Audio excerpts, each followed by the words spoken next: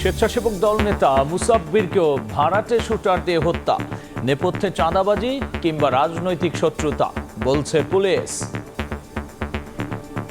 শুটারের কথা, এদের বিষয়ে আমাদের কাছে এখন স্পেসিফিক তথ্য নেই। আমরা এই কাজটি শুরু করেছি। চাঁদাবাজির ইস্যু, রাজনৈতিক ইস্যু, এই সকল ইস্যু নিয়েই আমরা কাজ করছি। বিচার দাবিতে শনিবার সারা দেশে বিক্ষোভের ডাক, নির্বাচন বানচালের ষড়যন্ত্র সফল হতে না দেওয়ার হুঁশিয়ারি বিএনপি নেতাদের। পতিত ফ্যাসিবাদী শক্তির কিছু কিছু ষড়যন্ত্র এখনো তারা চালু রেখেছে যাতে নির্বাচনকে বাধাগ্রস্ত করতে পারে, কিন্তু তাদের সেই প্রচেষ্টা কখনো সফল হবে না। কোনো রক্তপাত সেই লড়াইকে তার চূড়ান্ত লক্ষ্যে পৌঁছাতে ক্ষেত্রে কোনো প্রতিবন্ধকতা তৈরি করতে পারবে না। দেখছিলেন প্রধান শিরোনাম। রাতের সময় সঙ্গে আছি আমি গোলাম রাব্বি। এবার অন্যান্য শীর্ষ সংবাদ। দেশে কোনো পাতানো নির্বাচন হবে না, লেভেল প্লেইং ফিল্ড নিশ্চিত করবে ইসি, জানালেন সিইসি। প্রশাসনের পক্ষপাতিত্বের অভিযোগের ভিত্তি নেই বললেন মন্ত্রিপরিষদ সচিব।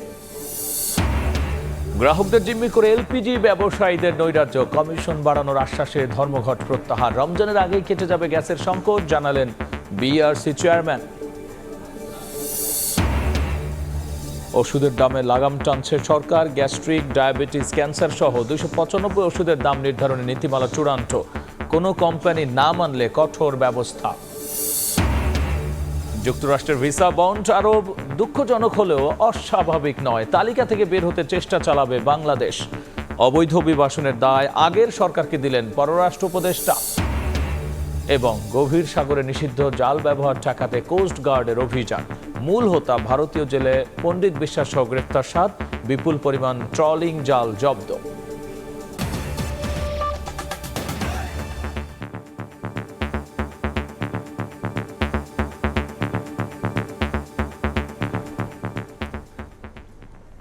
স্বেচ্ছাসেবক দল নেতা মুসাব্বির হত্যায়ও ব্যবহার করা হয়েছে ভাড়াটে শুটার।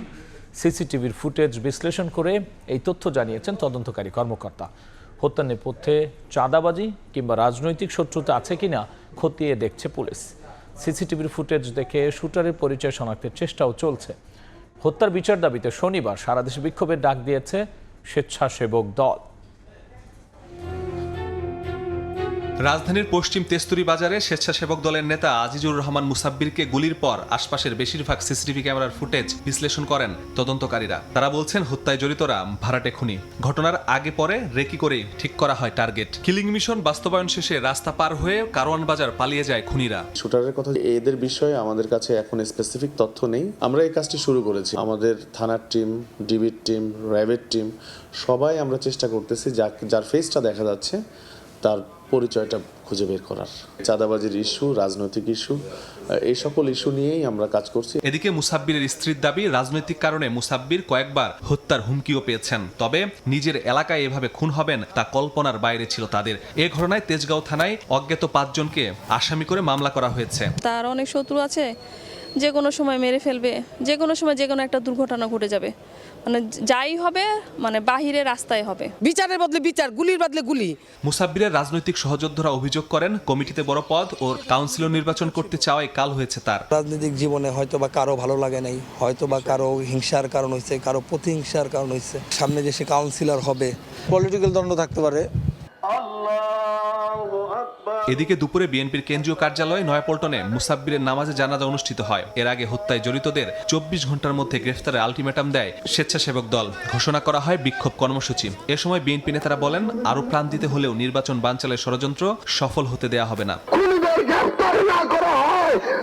স্বেচ্ছাসেবক দল ঢাকা মহানগর উত্তরের পক্ষ থেকে আমরা কঠোর থেকে কঠোরতম আন্দোলনে যাব। নির্বাচনের জন্য অপেক্ষমান রয়েছি। ঠিক সেই সময় একটি ষড়যন্ত্রকারী মহল, তারা নির্বাচনকে বানচাল করার জন্য এই ধরনের হত্যাকাণ্ডের সাথে তারা জড়িত হচ্ছে। বাংলাদেশের মাটিতে আমরা নির্ধারিত সময়ে জনগণের সরকার, জনগণের ভোটের মাধ্যমে আমরা নির্বাচিত করব। দুর্ধর্ষ হত্যার একদিন পেরিয়ে গেলেও থমথমে পশ্চিম তেস্তুরি বাজার এলাকা। দলে বড় পদ, কাউন্সিলর নির্বাচন, এলাকার জনপ্রিয়তা, এই 3 কারণেই মুসাব্বিরকে হত্যা করা হয়ে থাকতে পারে বলে এখন পর্যন্ত ধারণা করা হচ্ছে। তবে আসল রহস্য উদ্ঘাটন হবে তখনই যখন গ্রেফতার হবে সিসিটিভিতে দেখা যাওয়া সেই শুটার। মাসুদুর রহমান, সময় সংবাদ, ঢাকা। এ নিয়ে বিস্তারিত আলোচনার জন্য স্টুডিওতে যুক্ত হয়েছেন সহকর্মী মাসুদুর রহমান, যাচ্ছি তার কাছে। মাসুদ, আপনার রিপোর্টটা দেখছিলাম, সেক্ষেত্রে আর কি বেরিয়ে আসলো? রাব্বি, আপনাকে ধন্যবাদ। আমরা আজকে সারাদিনই এটি সারা বাংলাদেশে আলোড়ন সৃষ্টি করেছে, কারণ এর আগে আমরা ওসমান হাদি দেখেছি, তার আগে আমরা যুব দলের আরেক নেতা কিবরিয়াকে দেখেছি, তার আগে আমরা বাড্ডায় আরেকটি হত্যাকাণ্ড দেখেছি, একেবারেই শর্ট রেঞ্জ থেকে গুলি করে তাকে হত্যা করা হয়েছে, সেটিও ছিল ভাড়াটে খুনি। এই যে বারবার ভাড়াটে খুনি নির্বাচনের আগে, এটি নিয়ে আমরা কথা বলবো, কিন্তু এর আগে এই যে হত্যাকাণ্ডটি হয়েছে সেটি নিয়ে আমরা কিছু গ্রাফিক্সের মাধ্যমে সেটি তুলে ধরার চেষ্টা করব। যে এই যে হত্যাকাণ্ডটি একটি ফিল্মি স্টাইলে হত্যা করা হয়েছে, এই যে ফিল্মি স্টাইলে হত্যা করা হয়েছে এটি আমাদের কিছু সিসিটিভি ফুটেজ আছে রাব্বি, সেটি যদি একটু আমরা দেখাতে চাই, সেটি দেখালে আরও পরিষ্কার হবে, তাহলে দর্শকরা আরও বেশি বুঝতে পারবেন যে এই যে ফিল্মি স্টাইল কেন বলা হচ্ছে যে এটিকে ফিল্মি স্টাইল। একেবারেই যেই দুজনকে দৌড়ে পালানো দেখা যাচ্ছে, এই যে একটি ফুটেজে আমরা দেখছি যে পড়ে গেল, ইনি হচ্ছেন সেই মুসাব্বির। শুটাররা যেই জায়গাটিতে উনি পড়ে আছে সেখানের কিছু সামনেই একটি গলি আছে, সেই গলির মাথায় একটি বস্তা নিয়ে তারা বসেছিল, মানে বস্তাটি নিয়ে তারা মুখে মাস্ক পেঁচিয়ে এখানে বসে আছে। কেউ দেখলে একবারেই ভাববে, প্রথম দেখাতেই ভাববে হয়তোবা যেহেতু কারণ বাজার পাশেই কোনো ছিন্নমূল মানুষ, কোনো দুস্থ মানুষ, কোনো সাহায্যের জন্য তারা সেখানে দাঁড়িয়ে আছে বা বসে আছে। এই অবস্থায় তারা সেখানে ছদ্মবেশ ধারণ করে এবং যখনই তারা সেই মুসাব্বিরকে তাদের সামনে দিয়ে যেতে দেখে ঠিক তখনই তাদেরকে লক্ষ্য করে গুলি ছোড়ে এবং প্রথম গুলি ছোড়ার পরে সে পড়ে যায় এবং পড়ে যাওয়ার পরে যখন সে উঠে দৌড় দিতে যায় তখন আরেকটি গুলি করে। প্রথম গুলিটার পেটে লাগে, পরের গুলিটি লাগে তার হাতে এবং শুটার দূর থেকে এসে আবারও সে নিশ্চিত হওয়ার চেষ্টা করে যে আসলে কি সেই যাকে তারা টার্গেট করেছে সে তার মৃত্যু নিশ্চিত হয়েছে কিনা, সেটি দেখার জন্য আবারও তারা সামনের দিকে এগিয়ে আসে এবং এগিয়ে আসার পরে আমরা যেটি দেখি যে পেছনে তারা আবারও পেছনে ফিরে যায়, কারণ লোকজন সামনে চলে আসে এবং সে দৌড়ে অনেক দূর চলে যায়। কিন্তু জীবন বাঁচানোর জন্য অনেক চেষ্টা করেছে, কিন্তু আসলে তিনি শেষ মুহূর্তে সেটি পারেনি। আমরা আবার একটু গ্রাফিক্সে আসতে চাই। এই যে স্বেচ্ছাসেবক দল নেতা মুসাব্বিরকে এইভাবে হত্যা করা হলো, এই হত্যার মাধ্যমে আবারও আলোচনায় এসেছে ভাড়াটে খুনির প্রসঙ্গ, যেটি আমি আপনাকে বলছিলাম যে এর আগে এটি নিয়ে 4 নম্বর ঘটনা ঘটলো এই চলতি বছরে, যেগুলো প্রত্যেকটির সাথেই রাজনৈতিক অ্যাঙ্গেল আছে ভাড়াটে খুনি এবং কি সেগুলোর মধ্যে আছে বড় ধরনের ভাড়াটে খুনি যারা তদারক করেন বা ব্যবস্থাপনা করেন, তারাও তো আসলে আইন শৃঙ্খলা বাহিনীর তদন্তের বাইরে থাকার কথা না। তারা কিভাবে আসলে এই সমাজের মধ্যে টিকে থাকেন?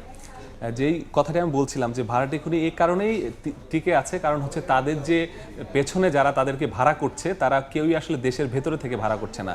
এই যেই আলোচনাগুলো আসছে যে আমি বলছিলাম হত্যার পেছনে রাজনীতি নাকি চাঁদাবাজি, এই যে রাজনীতি না চাঁদাবাজি এটি কিন্তু আসলে মেন ফ্যাক্টর হয়ে দাঁড়ায়, কারণ যারা এই শুটারদের ভাড়া করে তারা সরাসরি আসলে তাদের ভাড়া করছে না, তারা ভাড়া করছে কাদের মাধ্যমে, তারা ভাড়া করছে বিদেশে যারা অবস্থান করছে তাদের মাধ্যমে ভাড়া করে দেশীয় যে সন্ত্রাসী আছে সেই ভাড়াটা খুনিদের দিয়ে হত্যা বাস্তবায়ন করা হচ্ছে। যে কারণে এটি একটি কাট আউট পদ্ধতিতে আমি একজনকে ধরলেও এটি নেপথ্য থেকে সেটি কিন্তু বের করতে পারছে না আইন শৃঙ্খলা বাহিনী, যে কারণে এই ধরনের হত্যাকাণ্ডগুলো কিন্তু চলেই যাচ্ছে। আর হত্যার প্রতিবাদে সারা দেশে তারা বিক্ষোভের ডাক দিয়েছে, তারা বলেছে 24 ঘন্টার মধ্যে যদি এই আসামিরা গ্রেফতার না হয় তাহলে কিন্তু তারা আবারও কঠোর কর্মসূচি দেবে, বিক্ষোভে তারা সীমাবদ্ধ থাকবে না। সেক্ষেত্রে মাসুদ, এছাড়াও বিএনপি তো নানা ধরনের আয়োজন করছে এবং সব জায়গায় কিন্তু এই মুসাব্বির হত্যার দাবির বিচার এবং কারা খুনি তাদের ধরার কথা বলছে, সেক্ষেত্রে বিএনপি আর কি কর্মসূচি দিচ্ছে? আমরা সারা দেশে এটি নিয়ে আলোচনা চলছে। এর আগে নির্বাচন সামনে রেখে পতিত ফেসিবাদী শক্তি ষড়যন্ত্র চালালেও তা সফল হবে না বলে সাফ জানিয়ে দিয়েছেন বিএনপি স্থায়ী কমিটির সদস্য সালাউদ্দিন আহমেদ। দলটির আরেক নেতা আমির খসরু মাহমুদ চৌধুরী বলেছেন, কিছু দল এরশাদ শেখ হাসিনার সঙ্গে নির্বাচন করলেও আপোষ করেনি বিএনপি। নির্বাচনকে সামনে রেখে দেশের আইন শৃঙ্খলা পরিস্থিতির অবনতি ঘটাতে পতিত ফ্যাসিবাদী শক্তি ষড়যন্ত্রে লিপ্ত বলে অভিযোগ করেছেন বিএনপি নেতারা। বৃহস্পতিবার দুপুরে গুলশানে বিএনপি চেয়ারপারসনের কার্যালয়ের সামনে সাংবাদিকদের সঙ্গে কথা বলেন দলের স্থায়ী কমিটির সদস্য সালাউদ্দিন আহমদ। বলেন, বিচ্ছিন্ন কিছু ঘটনায় নির্বাচনে কোনো প্রভাব পড়বে না। পতিত ফ্যাসিবাদী শক্তির কিছু ষড়যন্ত্র এখনো তারা চালু রেখেছে যাতে নির্বাচনকে বাধাগ্রস্ত করতে পারে, কণ্ঠকাঠিন্য করতে পারে, গণতন্ত্রের উত্তরণের পথটাকে সহজতর না করতে পারে, কিন্তু তাদের সেই প্রচেষ্টা কখনো সফল হবে না। এদিকে দেশে ফেরার পর প্রথমবারের মতো উত্তরাঞ্চল সফরে যাচ্ছেন বিএনপির ভারপ্রাপ্ত চেয়ারম্যান তারেক রহমান। তার এই সফরে নির্বাচনী আচরণবিধি লঙ্ঘন হবে না বলে জানান বিএনপির এ নেতা। শহীদদের প্রতি বিনম্র শ্রদ্ধা নিবেদন করা এবং তাদের কবরে জিয়ারত করা, এটা জাতির প্রত্যাশা। গণঅভ্যুত্থানের শহীদদের আমরা ধারণ করি, তার জন্যই তার যাওয়া। এখানে নির্বাচন আচরণবিধির কোনো বিষয় নেই। এদিন বিকেলে চট্টগ্রামে বেগম খালেদা জিয়ার রুহের মাগফিরাত কামনায় দোয়া ও মিলাদ মাহফিলে বিএনপি স্থায়ী কমিটির সদস্য আমির খসরু মাহমুদ বলেন, কিছু দল এরশাদ শেখ হাসিনার সঙ্গে নির্বাচন করলেও আপোষ করেনি বিএনপি। ক্ষমতা বলতে কিছু নাই, এটা হচ্ছে দায়িত্ব। রাষ্ট্র চালানো হচ্ছে দায়িত্ব, এটা ক্ষমতা না।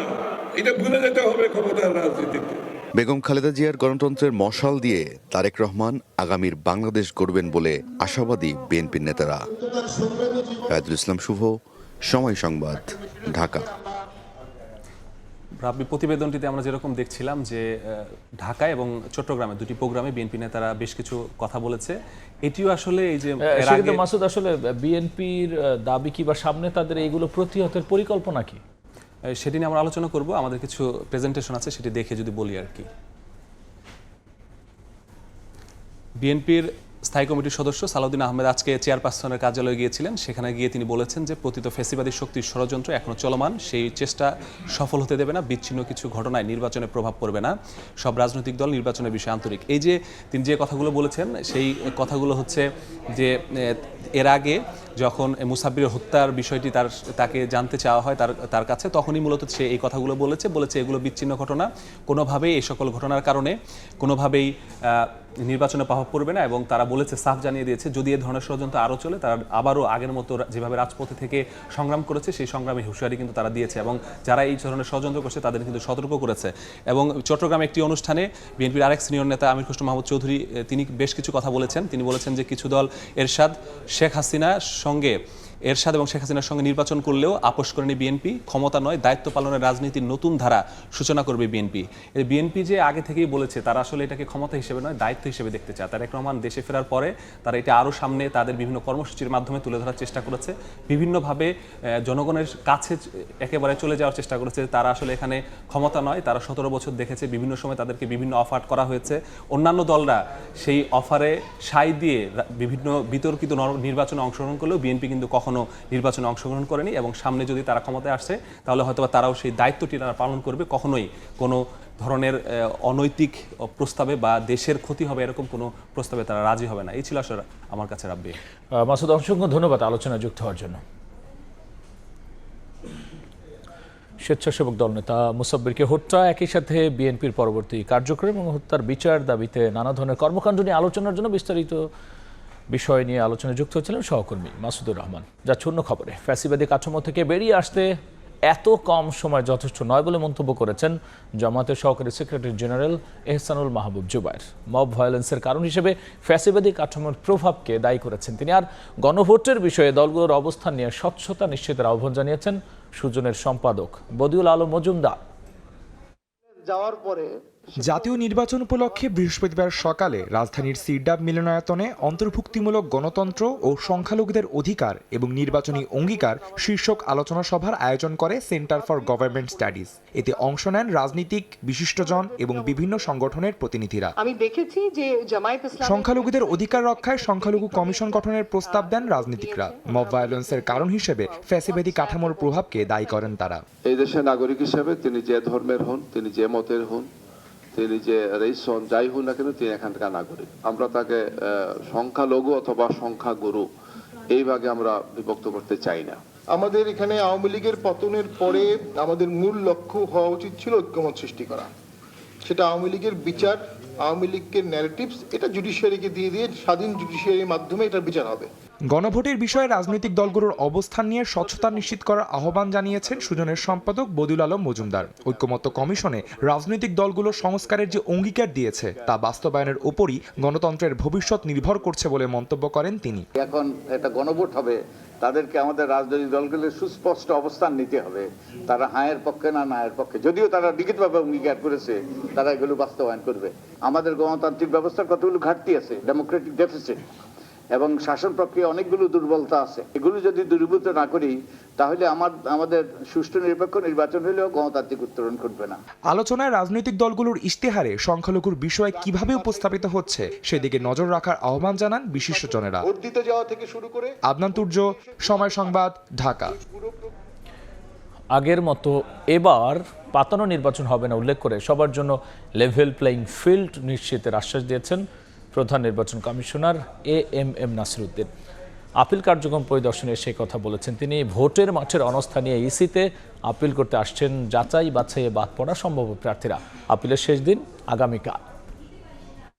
ভয়ভীতিটা অতীতের যে কোনো সময়ের চেয়ে এবার খুব বেশি। ভোটের মাঠে এখনো লেভেল প্লেইং ফিল্ড এখনো আমরা পরিপূর্ণভাবে দেখতে পাই না। স্বচ্ছতার যথেষ্ট অভাব আছে। নির্বাচন কমিশন ঘোষিত তফসিল অনুযায়ী ভোটের বাকি মাত্র 33 দিন। এমন সময় এসে অভিযোগ করলেন মনোনয়নপত্র যাচাই বাছাই বাদ পড়ারা। লেভেল প্লেইং ফিল্ড নিয়ে অনিশ্চয়তার কথা জানালেন তারা। আমার যদি কোনো অপরাধ যদি না থাকে তাহলে আমাকে কেন ভোট করতে দেবে না? এত ছোট একটা ভুল চাইলেই তিনি এটা ওইখানে সমাধান করতে পারতেন।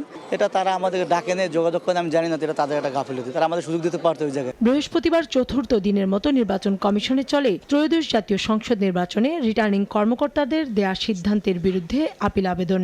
এরপর এসব আপিলের পক্ষে বিপক্ষে শুনানি করবে নির্বাচন কমিশন। শুনানির জন্য রাখা হয়েছে 9 দিন সময়। ইসির শুনানিতে আপিল আবেদন নিষ্পত্তি না হলে আদালতের দ্বারস্থ হতে পারবেন সংক্ষুব্ধরা।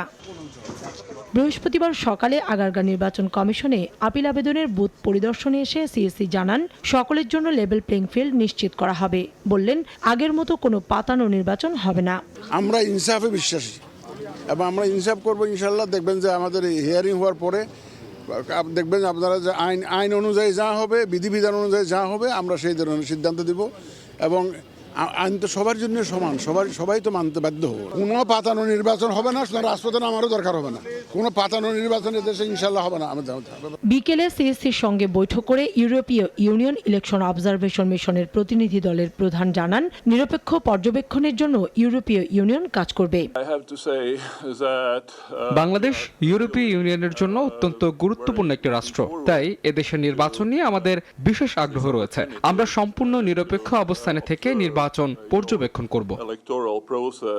বলেন আসন্ন নির্বাচন পর্যবেক্ষণ প্রক্রিয়া ও নির্বাচনের চ্যালেঞ্জ নিয়েও সিএসসির সঙ্গে আলোচনা হয়েছে। কাউসারা চৌধুরী কুমু, সময় সংবাদ, ঢাকা।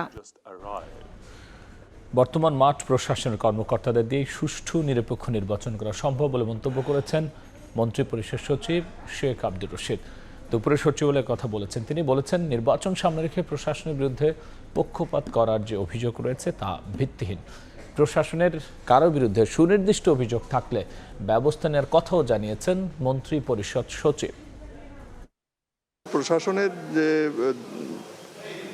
একটু যে পক্ষপাত ইত্যাদি যে কথাগুলি বলছেন, এই ধরনের অভিযোগ আপনারা এর আগেও শুনেছেন, এখনও শুনছেন, এবং কেউ না কেউ কোনো কারণে সংক্ষুব্ধ হলে তিনি এই ধরনের কথা বলে থাকেন। ত্রুটি থাকে আমাদের বা প্রশাসনে বা অন্য কোনো লেভেলে, আমরা সেটা সমাধানের চেষ্টা করব।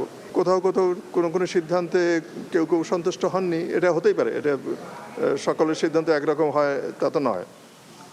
আর সকল ক্যান্ডিডেটেরও পরিস্থিতিতে একরকম ছিল না, সুতরাং কিছু কিছু পরিবর্তন হতেই পারে। তারা যদি সঠিক পথে চলতে পারবেন, যদি এটা আমরা নিশ্চিত করতে পারি, এবং তাদের যদি মনোভাব সঠিক থাকে, তাহলে তারা সফল হবেন। ঋণখেলাপির তালিকা থেকে কুমিল্লা 4 আসনের বিএনপির প্রার্থী মঞ্জুরুল হাসান মুন্সির নাম বাদ দিয়ে হাইকোর্টের আদেশ স্থগিত করেছেন চেম্বার আদালত। চেম্বার বিচারপতি মোহাম্মদ রেজাউল হকের আদালত এই আদেশ দেন। আদালতে প্রিমিয়ার ব্যাংকের পক্ষে শুনানি করেন ব্যারিস্টার বিভূতি তরফদার। পরে তিনি জানিয়েছেন বিএনপির প্রার্থী মঞ্জুরুল হাসান মুন্সি ঋণ খেলাপি হিসেবে চিহ্নিত হবেন এবং জাতীয় সংসদ নির্বাচনে অংশ নিতে পারবেন না। কুমিল্লা 4 আসনে এনসিপি নেতা হাসনাত আবদুল্লাহ জামাত নেতৃত্বাধীন 11 দলীয় জোটের প্রার্থী। বিআরসি চেয়ারম্যানের কমিশন বাড়ানোর আশ্বাসে ধর্মঘট প্রত্যাহার করলেন এলপিজি ব্যবসায়ীরা। সংকট নিরসনে ব্যবসায়ীদের সঙ্গে বৈঠক করে এনার্জি রেগুলেটরি কমিশন। বৈঠক শেষে বিআরসি চেয়ারম্যান জানিয়েছেন রমজানের আগেই কেটে যাবে গ্যাস সংকট। শীতকালে একদিকে আবাসিক গ্যাস সরবরাহের সংকট, অন্যদিকে হঠাৎ এলপিজির বাজারে শুরু হয় নৈরাজ্য।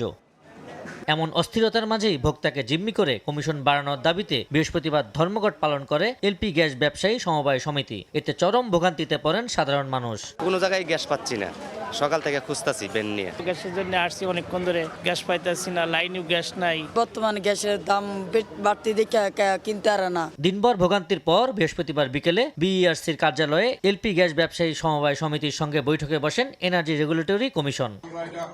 বিইআরসির আশ্বাসে ধর্মঘট প্রত্যাহার করেন এলপিজি ব্যবসায়ীরা। 1306 টাকা আমরা ভোক্তাদের গ্যাসটা আমরা দিতে পারবো না, আমাদের এই গ্যাসের রেটটা আমাদের একটু বাড়াই দিতে হবে। এখন থেকে আমরা এই কর্মসূচি স্থগিত করব।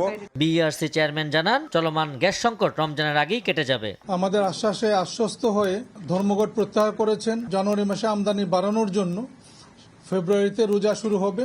এই সংকট আশা করতেছি এই মাসের দ্বিতীয় সপ্তাহের মধ্যে কেটে যাবে। জাহাজ সংকটের মধ্যেও এলপিজি আমদানির বিকল্প ব্যবস্থা নেওয়া হয়েছে জানিয়ে আগামী সপ্তাহেই সরবরাহ সংকট কেটে যাবে বলে জানান বিইআরসি চেয়ারম্যান। আবু সাইদ নিশান, সময় সংবাদ, ঢাকা। যুক্তরাষ্ট্রে সামাজিক সুরক্ষার সুবিধা গ্রহণকারীদের তালিকায় বাংলাদেশিদের অবস্থান শীর্ষে উল্লেখ করে পররাষ্ট্র উপদেষ্টা বলেছেন, যুক্তরাষ্ট্রে প্রবেশে বাংলাদেশিদের জন্য ভিসা বন্ড আরোপ দুঃখজনক হলেও অস্বাভাবিক নয়। যদিও তালিকা থেকে নাম বাদ দিতে কূটনৈতিক প্রক্রিয়া অব্যাহত থাকবে বলে জানিয়েছেন তিনি। গত 6 জানুয়ারি যুক্তরাষ্ট্রের নতুন ভিসা বন্ডের হালনাগাদ তালিকায় নাম ওঠে বাংলাদেশের। আগামী 21 জানুয়ারি থেকে দেশটিতে প্রবেশে ব্যবসায়ী বা পর্যটক হিসেবে আবেদনের ক্ষেত্রে বাংলাদেশিদেরকেও মোটা অঙ্কের জামানত দিতে হবে। বৃহস্পতিবার পররাষ্ট্র মন্ত্রণালয়ে গণমাধ্যম কর্মীদের সঙ্গে আলাপচারিতায় উপদেষ্টা জানান, যুক্তরাষ্ট্রের সামাজিক সুরক্ষা সুবিধা গ্রহণকারীদের তালিকায় বাংলাদেশিদের অবস্থান শীর্ষে থাকায় ভিসা বন্ডের আওতায় ঢাকাকে অন্তর্ভুক্ত করা হয়েছে। তবে তালিকা থেকে বাদ দিতে কূটনৈতিক আলোচনা চালাবে বাংলাদেশ। অবশ্যই দুঃখজনক, অবশ্যই কষ্টকর আমাদের জন্য, কিন্তু এটা অস্বাভাবিক না। সাধারণ পদ্ধতিতে আমরা যাব, চেষ্টা করবো যেন এটা থেকে আমাদেরকে অব্যাহতি দেওয়া। ক্রিকেট ইস্যুতে পররাষ্ট্র উপদেষ্টা বলেন, ভারত যদি একজন ক্রিকেটারের নিরাপত্তা দিতে না পারে তবে পুরো দলের নিরাপত্তা নিশ্চিত করবে কিভাবে। বলেন, নিরাপত্তার কারণে বাংলাদেশ টি-20 বিশ্বকাপ ভারতে নয় অন্য কোনো নিরাপদ ভেন্যুতে খেলতে আগ্রহী। শুধু টিম যাবে না, টিমের সমর্থকরা তো যাবে, খেলা দেখতে যাবে লোকজন, তাদের নিরাপত্তার প্রশ্ন আছে। আমরা কি করে বিশ্বাস করবো যে তারা নিরাপদ থাকবে? হিন্দুত্ববাদী সংগঠনগুলির যে একটা বাংলাদেশ বিরোধী কার্যকলাপ এবং কথাবার্তা চলতেছে, সেই হিসাবে যে আমরা আসলে খেলবো, কিন্তু ভারতের বাইরে খেলবো যেখানে এই সমস্যা হবে। তবে ব্যবসা বাণিজ্য সহ অন্য ইস্যুতে ভারতের সঙ্গে সম্পর্ক স্বাভাবিক রয়েছে বলে জানান পররাষ্ট্র উপদেষ্টা। শাতিলা শারমিন, সময় সংবাদ, ঢাকা। অবশেষে ওষুধের দামে লাগাম টানছে অন্তর্বর্তী সরকার। 295টি জরুরি ওষুধের দাম নির্ধারণ নীতিমালা চূড়ান্ত হয়েছে উপদেষ্টা পরিষদের বৈঠকে। অন্যান্য 1100 ওষুধের সর্বোচ্চ সর্বনিম্ন দামের সীমা নির্ধারণ করা হয়েছে। বিকেলে কথা জানিয়েছেন প্রধান উপদেষ্টার বিশেষ সহকারী অধ্যাপক ডাক্তার সাইদুর রহমান। দেশে স্বাস্থ্য খাতে ওষুধের পেছনেই খরচ হয় মানুষের বেশিরভাগ অর্থ। গত 30 বছর ধরে কোম্পানি ভেদে একই ওষুধের দামের পার্থক্য বাড়ছিল। সেই পার্থক্য কমাতেই ওষুধের দাম নির্ধারণ করল সরকার। 1992 সালের আইনে 117টি অত্যাবশ্যকীয় ওষুধের দাম নির্ধারণ করেছিল সরকার। এবার সেই তালিকায় গ্যাস্ট্রিক, ডায়াবেটিস, ক্যান্সার সহ নতুন 135টি ওষুধ যোগ করে 295টির দাম নির্ধারণ করা হয়েছে বলে জানান প্রধান উপদেষ্টার বিশেষ সহকারী অধ্যাপক ডাক্তার সাইদুর রহমান। অত্যাবশ্যকীয় ওষুধের তালিকাভুক্ত ওষুধগুলোর সবগুলোর মূল্য সরকার কর্তৃক নির্ধারিত হবে এবং এই নির্ধারিত মূল্যের বাইরে যারা আছেন তাদেরকে এই মূল্যে পর্যায়ক্রমে আসতে হবে এবং সরকার কর্তৃক একটি নির্ধারিত মূল্যে ওষুধগুলো বিক্রি করতে হবে। অত্যাবশ্যকীয় নয় এমন আরও 1100 ওষুধের দামের সীমা নির্ধারণ করেছে সরকার। এক্ষেত্রে ওষুধ কোম্পানিগুলো সরকারের বেঁধে দেওয়া দামের সর্বোচ্চ 15% অতিরিক্ত দামে বিক্রি করতে পারবে। ইন্টারনাল রেফারেন্স প্রাইসিং এর মাধ্যমে আসলে এই বাকি ওষুধগুলোর ক্ষেত্রে যদি 7-এর বেশি উৎপাদক হয় তাহলে ইন্টারনাল রেফারেন্স প্রাইসিং এর মাধ্যমে তাদেরকে একটা 15% রেঞ্জের মধ্যে আসতে বলা হবে। এটার জন্য ওনারা আসলে প্রতি বছর 25% হিসেবে অ্যাডজাস্ট করে 4 বছর সময়কালে ওনাদেরকে এই রেঞ্জে ঢুকতে হবে। কোনো কোম্পানি ওষুধের দাম সমন্বয়ে ব্যর্থ হলে তাদের নতুন ওষুধের আবেদন গ্রহণ করা হবে না বলেও জানান প্রধান উপদেষ্টার বিশেষ সহকারী। ডিজিডি এর বাইরে একটা আলাদা অথরিটি করা হবে, আসলে national drug pricing authority. Saiful Rudra, Somoy Sangbad, Dhaka.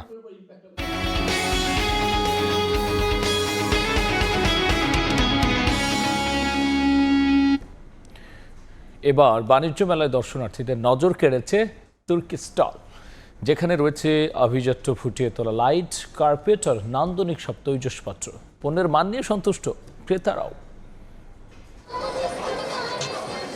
একদিকে চোখ ধাঁধানো রঙের সব লাইট, অন্যদিকে নান্দনিক ডিজাইনের ঘর সাজানোর সরঞ্জাম আর বৈচিত্র্যময় কারুকার্যের কার্পেট, সব মিলিয়ে 30তম ঢাকা আন্তর্জাতিক বাণিজ্য মেলার আকর্ষণের কেন্দ্রবিন্দুতে তুর্কি পণ্যের দোকান। দোকানের বৈচিত্র্যময় উপস্থাপনা টানছে মেলায় ঘুরতে আসা দর্শনার্থীদের। সাজিয়ে রাখা হয়েছে তুরস্কের ঐতিহ্যবাহী অটোম্যান আমলের মোজাইক ল্যাম্প, হাতে বোনা কার্পেট, সিরামিক কিংবা টিনের তৈজসপত্রের দিকেই বেশি ঝোঁক ক্রেতাদের। একটু ডিফারেন্ট, এটা ভালো লাগলো, এখান থেকে কেনাকাটা করলাম।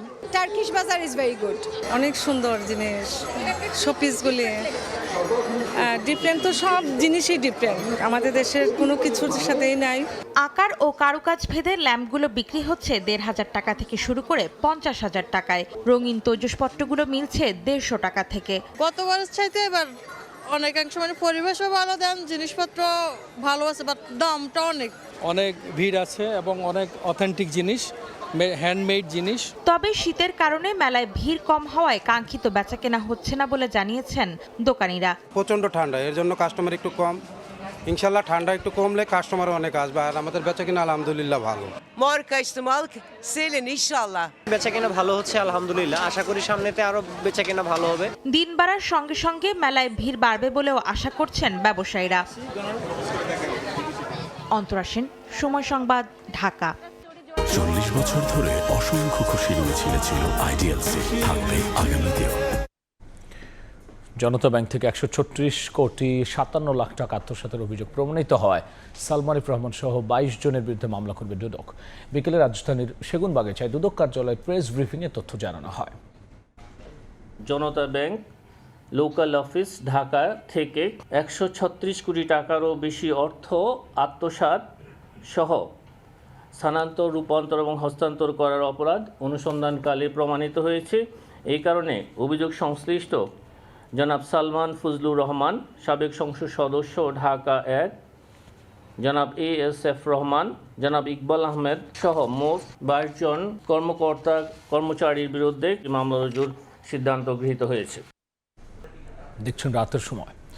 রাশিয়া থেকে তেল কেনার জেরে ভারতের উপর অর্থনৈতিক চাপ প্রয়োগের মাত্রা বাড়াতে চায় যুক্তরাষ্ট্র। ৫০০% পর্যন্ত শুল্ক আরোপের সুযোগ রেখে একটি কঠোর নিষেধাজ্ঞা বিলে সম্মতি দিয়েছেন মার্কিন প্রেসিডেন্ট ডোনাল্ড ট্রাম্প। বিলটি কার্যকর হলে ভারত, চীন ও ব্রাজিলের মতো দেশগুলো যুক্তরাষ্ট্রের রফতানি মারাত্মকভাবে ক্ষতিগ্রস্ত হতে পারে। রাশিয়া ইউক্রেন যুদ্ধ শুরু হওয়ার পর থেকে মস্কোর উপর একের পর এক নিষেধাজ্ঞা দিয়ে এসেছে যুক্তরাষ্ট্র। তাতেও পুতিন প্রশাসনকে ঠেকাতে না পেরে রাশিয়ার সঙ্গে তেল ও খনিজ সম্পদের বাণিজ্য করা বিভিন্ন দেশকে হুমকির পাশাপাশি চড়া মূল্যে শুল্ক আরোপ করে মার্কিন প্রশাসন। এরই জেরে এবার মার্কিন সিনেটে আলোচনায় থাকা গ্রাহাম ব্লুমেন্থাল রাশিয়া নিষেধাজ্ঞা বিল এখন বাস্তব রূপ পেতে পারে বলে ধারণা করা হচ্ছে। রিপাবলিকান সিনেটর লিন্ডসে গ্রাহামের দাবি, হোয়াইট হাউসে বৈঠকের পর বিলটিতে সবুজ সংকেত দিয়েছেন প্রেসিডেন্ট ট্রাম্প। এই বিলে রাশিয়া থেকে তেল, গ্যাস বা ইউরেনিয়াম কিনছে এমন দেশগুলোর ওপর সর্বোচ্চ ৫০০% পর্যন্ত শুল্ক আরোপের ক্ষমতা দেওয়া হচ্ছে মার্কিন প্রেসিডেন্টকে। এ তালিকায় সরাসরি উঠে এসেছে ভারতের নাম। ইউক্রেন যুদ্ধের শুরু থেকেই সস্তা দামে রুশ তেল কেনা অব্যাহত রেখেছে নয়াদিল্লি। যুক্তরাষ্ট্রের অভিযোগ, এই বাণিজ্য পুতিনের যুদ্ধাস্ত্রে অর্থ যোগাচ্ছে। বিলটি কার্যকর হলে ভারত, চীন ও ব্রাজিলের মতো দেশগুলোর যুক্তরাষ্ট্রে রপ্তানি মারাত্মকভাবে ক্ষতিগ্রস্ত হতে পারে। বিলটির মূল লক্ষ্য মস্কোকে অর্থনৈতিকভাবে চাপে ফেলা, যাতে যুদ্ধ চালানোর সক্ষমতা কমে আসে এবং পুতিন শান্তি আলোচনায় বসতে বাধ্য হন। রাশিয়ার তেল কেনার কারণে ভারতীয় পণ্যের ওপর আগেই অতিরিক্ত শুল্ক আরোপ করেছে যুক্তরাষ্ট্র। নতুন বিল পাশ হলে সেই শুল্ক ৫০০% পৌঁছতে পারে। বিশেষজ্ঞদের মতে এতে ভারত মার্কিন বাণিজ্য সম্পর্কে বড় ধরনের টানাপোড়েন তৈরি হতে পারে। এমনকি দুই দেশের কৌশলগত অংশীদারত্বেও চাপ পড়ার আশঙ্কা রয়েছে। নাদিম মারজান, সময় সংবাদ। দেখছেন রাতের সময়।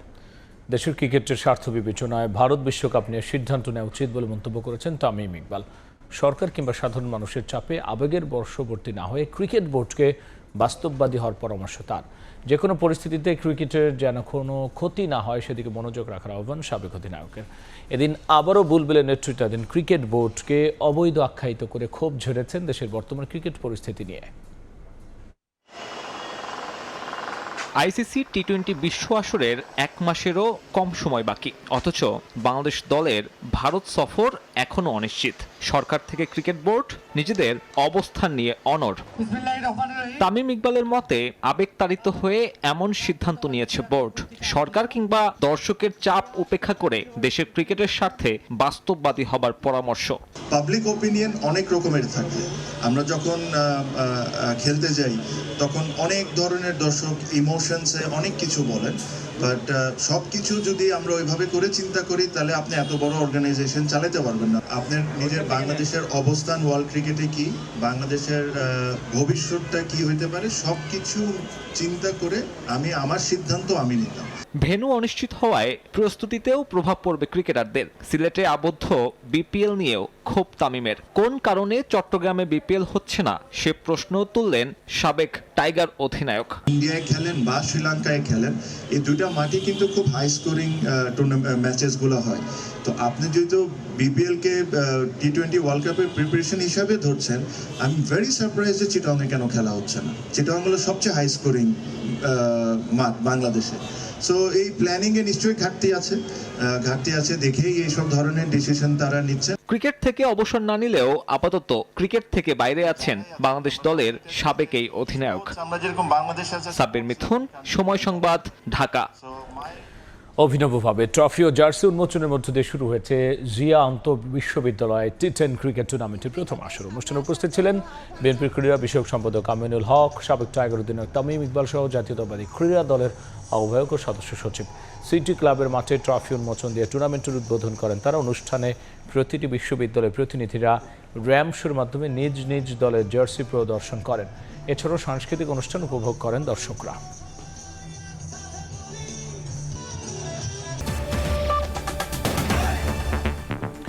এই ছিল রাতের সময়। এরপর দেখবেন সম্পাদকীয়, সঙ্গেই থাকুন সময়।